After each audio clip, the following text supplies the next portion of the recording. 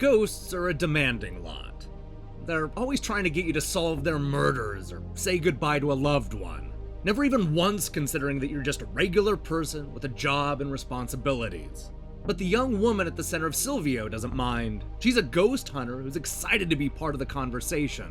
Little does she know that her curiosity is about to take her on the adventure of a lifetime, as well as uncover a few secrets that were better left buried. You play Juliette Waters, a audio recordist with a penchant for the supernatural. She's eager to see if she can get some use out of her brand new equipment, so the ghost hunter decides to go see if she can record some otherworldly voices in an old abandoned amusement park. We're told that a big storm destroyed the entire area and killed more than a dozen people, and one look at the aftermath is all you need to see why they didn't rebuild. Things get off to an auspicious start when Juliette falls through the unstable ground and into a perfectly preserved waiting room. She's immediately intrigued by the mystery and surprised when she starts picking up chatter with her new equipment. We're sent on a scavenger hunt to record all the voices, decode their meaning, and then solve a series of simple puzzles. If she can do that, she'll move on to a new section of the park and do the whole thing over again. A lot of Sylvio plays out like a broken record. The goal is to hunt around a small location and kill a series of menacing clouds of black smoke. You do this with a homemade gun that Juliette is lucky enough to find while breaking into various lockers.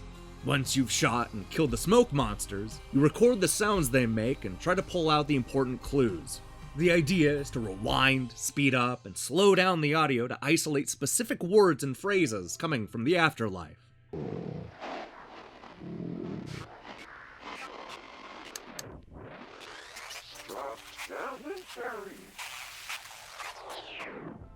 Beyond just being a fun gimmick, these audio clues will point you in the direction of the puzzle pieces. Much like old graphic adventure games, a lot of Sylvio involves just wandering around and picking up useful items. Once you've found everything and killed all the cloud monsters, a massive human-like ghost will appear and stomp around the level. Kill the boss, collect the audio, rinse, repeat. Although the visuals are a bit primitive and the gameplay a tad sluggish, I was immediately intrigued by the spooky setup and audio recording gimmick. Unfortunately, my excitement for the concept dissipated the longer it went on.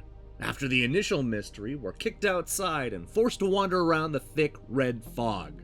There's nothing interesting to look at here. We end up spending a huge portion of the game getting lost in the dark. To its credit, Sylvio is significantly longer than I was expecting. I figured I was nearing the end after the first few areas, but the game had a lot more to show me. The problem is the pacing, which keeps us in each area for far too long. Some of this has to do with there being a lot of filler, while a lot of the problem comes down in the middle sections looking a bit samey. I doubt this would have been an issue if the main story was more interesting. The attempt at horror ceases to be scary once you've seen the same series of events play out multiple times.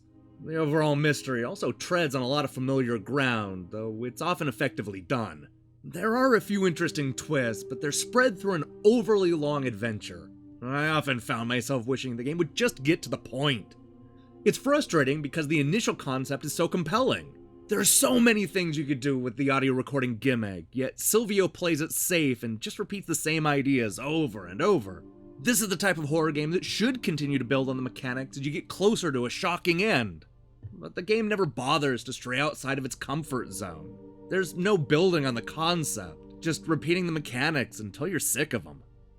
Sylvio is an occasionally effective horror game with a really cool conceit. I love the idea of recording and decoding conversations from the spirit world, and the abandoned amusement park can be genuinely spooky.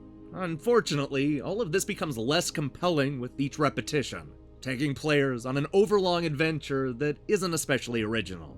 Juliette Waters deserves a better horror game.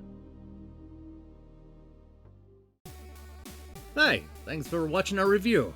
This is the first of several horror games we're going to be talking about in January, so be on the lookout for a preview of Horror of the Deep, as well as something called Bloody Boobs. Yeah.